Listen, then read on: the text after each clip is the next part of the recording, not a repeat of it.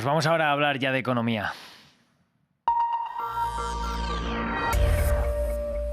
Para hablar de esta economía tenemos a nuestro compañero Martín Gripo aquí en el estudio. Martín, bienvenido. Buenos días, Rodrigo, ¿cómo estás? Muy bien, ya esperando que nos hables de un tema que sé que conoces muy bien, porque es tu país, Argentina, la economía de este país. Se ha votado ya la famosa ley de bases en el Congreso, ¿verdad? Claro, Rodri, el paquete de reformas económicas conocida como Ley de Bases o Ley Ómnibus fue aprobado por la Cámara de Diputados y ahora el Ejecutivo deberá promulgar el proyecto que cuenta con más de 200 artículos que modifican muchos puntos del Estado y también de la economía argentina.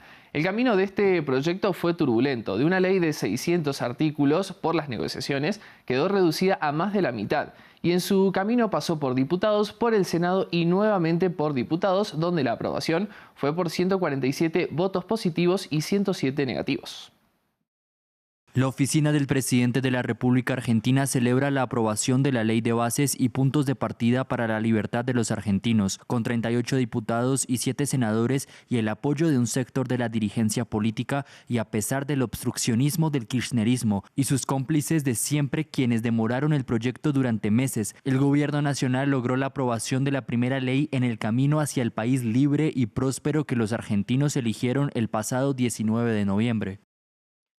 Martín, vamos a ver en concreto las implicaciones que tiene esta ley ahora. Bueno, Rodri, la ley de bases es parte del plan de shock fiscal que es el corazón del programa de gobierno de Javier Milei y establece los siguientes puntos. El proyecto declara la emergencia pública en materia administrativa, económica, financiera y energética por un año, dándole al Ejecutivo facultades delegadas, es decir, que podrá tomar decisiones sin pasar por el Congreso.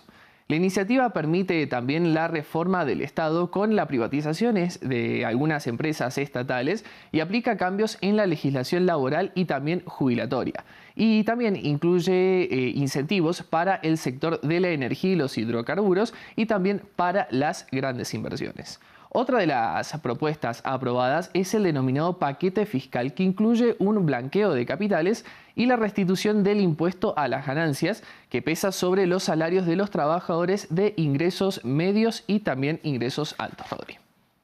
Bueno, pues muy interesante lo que está pasando en Argentina. Vamos a seguir viendo pues en los próximos meses probablemente todas las implicaciones de la ley. Vamos a pasar ahora a Brasil, que en las últimas horas fue noticia por la aprobación de aranceles a importaciones. Exacto, Rodri. Comenzamos hablando de la ley que impondrá un impuesto del 20% a las compras internacionales de hasta $50, que ya fue promulgada por el presidente Luis Ignacio Lula da Silva.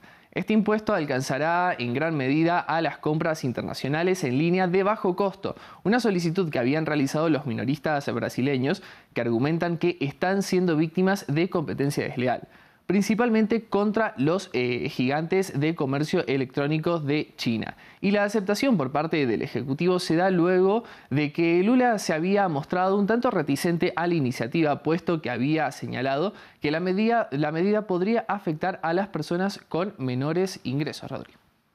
Bueno, y una propuesta similar es la que quieren impulsar, ¿verdad, Martín?, los fabricantes de vehículos en este gigante de Sudamérica. Así es, porque ANFAVEA, un importante grupo automotriz, pidió al gobierno federal de Brasil que aumente inmediatamente los impuestos a las importaciones de automóviles para proteger la industria local de una importante influencia de autos fabricados en el extranjero, principalmente en China. Y el proyecto de ley que promulgó Lula ya establece impuestos a las importaciones de automóviles, incluidos los vehículos eléctricos y también los vehículos híbridos, lo que elevaría el precio en un 35% más caro, pero esto ocurrirá gradualmente durante un periodo de 2 años. Sin embargo, el Ministerio de Industria de Brasil dijo que recibió una solicitud de los importadores de automóviles para no realizar ningún cambio en el aumento gradual planificado en este impuesto de importaciones de vehículos, Rodri. Bueno, pues no nos vamos a ir de Brasil, Martín, porque tenemos que seguir hablando allí de cifras de empleo. Así es, y nos quedamos, como bien decías, Rodri, en el gigante sudamericano, porque en mayo la principal economía de América Latina creó más de 131.000 empleos formales, según informó el Ministerio de Trabajo, una cifra inferior a los 200.000 previstos en una encuesta de economistas que había realizado la agencia Reuters. Y según el informe oficial, el número de contrataciones formales se vio afectado por las inundaciones históricas en el estado de Río Grande do Sul. Si no fuera por eso, las posiciones netas creadas habrían igualado a las 155.000 de mayo de 2023. La cifra actual fue la peor de un mes de mayo desde 2020, cuando se perdieron casi 400.000 puestos de trabajo durante la pandemia de coronavirus.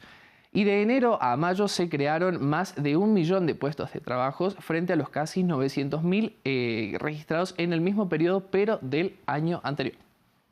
Bueno, pues vamos a hablar ahora de Chile, nos quedamos en Sudamérica, parece que hay aumento de impuestos allí. Así es, Rodri, porque el presidente de Chile, Gabriel Boric, anunció que aumentará las tarifas eléctricas en los próximos meses, mientras busca mantener la estabilidad de las finanzas públicas. Y es que en ese país las tarifas eléctricas estaban congeladas desde 2019, lo que había generado una deuda de unos 6.500 millones de dólares. En abril, los legisladores chilenos aprobaron una ley de estabilización de las tarifas eléctricas para pagar la deuda. Y el primer aumento de tarifas se fijó para julio, llegando a un aumento del 60% para 2025. A principios de este mes, el Banco Central dijo que el aumento de las tarifas eléctricas para los consumidores regulados es un factor importante, dado que la ayuda estatal agrega un 1,46 puntos porcentuales a la estimación de la inflación para los próximos 12 meses. Y además, Boric dijo que alrededor de 1,5 millones de familias se benefician de los subsidios de energía, mientras aseguró que buscará ampliar este beneficio. Bueno, pues vamos a cambiar de tercio totalmente, nos vamos hasta el norte de África, concretamente hasta Túnez, porque hay una región de este país que se ha visto desolada, ¿no?, por el bloqueo a la economía informal. Así es, porque luego del cierre del principal paso fronterizo de Túnez con Libia, una vía elegida por los contrabandistas de las tiendas en el sur del país, justamente esos negocios están cerrados y el desempleo se ha disparado. Y es que la zona de Ras Jdir es considerada como el principal centro de comercio informal entre los dos países. El cruce está cerrado desde el 19 de marzo por enfrentamientos entre grupos armados y fuerzas de seguridad del lado de Libia, según informó la prensa tunecina. Y esto ha generado que el desempleo en el sur de Túnez supere el promedio del 20% registrado el año pasado, en comparación con el promedio nacional del 15,8%. Debido a la proximidad al cruce de Ras Jdir en Libia, nosotros en Ben Guerdán nos vemos completamente afectados por el continuo cierre del cruce. Comerciantes que solían gastar hasta 30 dinares para comprar verduras ahora gastan solo 5 dinares. No hay fábricas ni proyectos que beneficien a los locales.